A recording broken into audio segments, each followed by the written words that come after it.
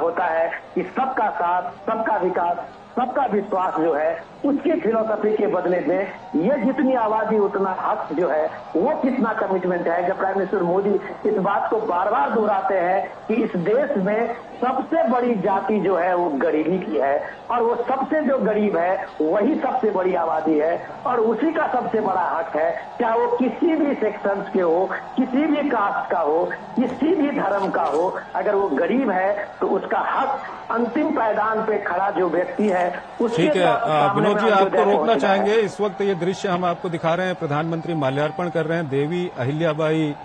होलकर की मूर्ति में और अब लगता है ये जो रोड शो है ये समाप्त हो चुका है और राजबाड़ा इस वक्त प्रधानमंत्री पहुंच चुके हैं और वहां पर देवी अहिल्याबाई होलकर की मूर्ति पर माल्यार्पण करने के ये दृश्य हमको दिखाई दे रहे हैं। नीरज हमारे साथ जुड़े हुए हैं। नीरज, रोड शो कहां तक पहुंचा है अभी?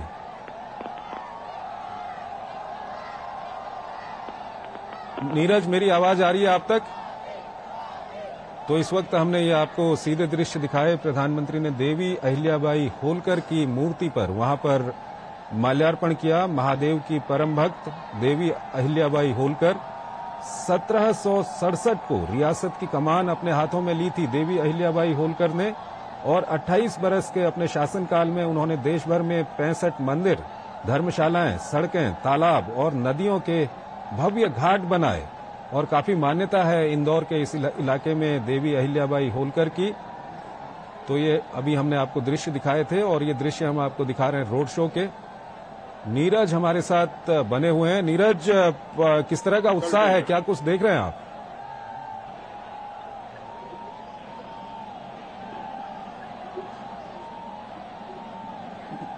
नीरज, मेरी आवाज आ रही है आप तक?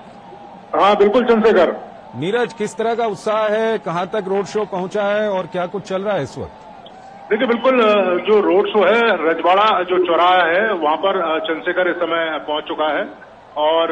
प्रधानमंत्री का ये रोड शो बड़ा गणपति से लेकर जो रजवाड़ा चौराहा है यहीं तक था। करीब 2 किलोमीटर का रोड शो था, लेकिन आप देख सकते हैं कि रोड शो छोटा जरूर था लेकिन समय उसमें बहुत लगा क्योंकि लाखों की संख्या में जो लोग हैं वो प्रधानमंत्री को देखने के लिए यहाँ पहुंचे थे और बिल्कुल भी जगह आपको कहीं पर भी नहीं दिख रही थी कि जहां ऐसा हो कि खाली हो, क्योंकि एक दूसरे के ऊपर बड़ी संख्या में जो लोग थे। तो ये बताता है कि प्रधानमंत्री की लोकप्रियता इंदौर के लोगों के बीच में किस तरह की है। अब यहाँ पर प्रधानमंत्री पहुंचेंगे और थोड़ी देर के बाद ही इनका जो रोड शो है यहाँ से समाप्त होगा और उसके बाद प्रधानमंत्री एयरपोर्ट के लिए रवाना होंगे। लेकिन अपने आप में ये ऐतिहासिक रोड शो है क्योंकि आप देखें कि जिस तरह से राजनीतिक बूस्ट इंदौर की जो भारतीय जनता पार्टी है उसको यहाँ पर मिला है वो उसको लेकर काफी उत्साहित हैं क्योंकि प्रधानमंत्री जब यहाँ पहुंचे हैं तो यहाँ के जो कार्यकर्ता हैं, भारतीय जनता पार्टी के जो नेता हैं, 9 विधानसभा के जो तमाम नेता यहाँ पर मौजूद थे, इसके अलावा जो कार्यकर्ता यहाँ पर मौजूद थे, तो उनको एक बूस्ट मिला है। प्रधानमंत्री जब अपने बीच में वो देख रहे हैं तो जिस तरीके से आने वाले समय में अब 2 दिन ही बचे हैं मध्य प्रदेश में जब वोटिंग होगी तो एक अलग तरह का जो उत्साह है वो कार्यकर्ताओं में दिखाई दे रहा है और जो कार्यकर्ता है पूरी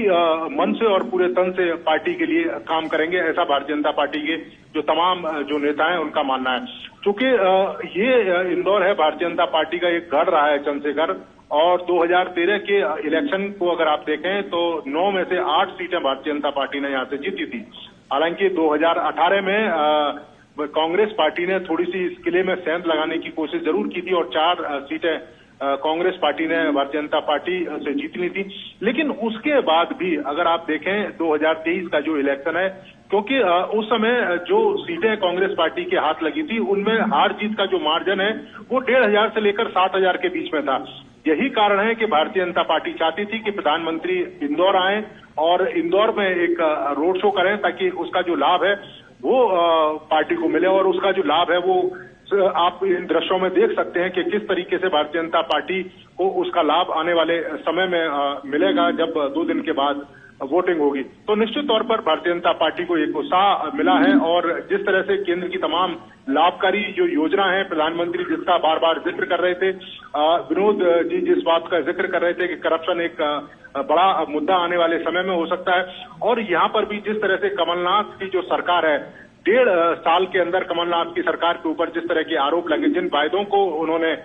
जनता के बीच में रखा था और 1.5 साल में उन वायदों में से एक भी वायदा उन्होंने पूरा नहीं किया और अब नए वायदे के साथ कांग्रेस पार्टी फिर चुनावी मैदान में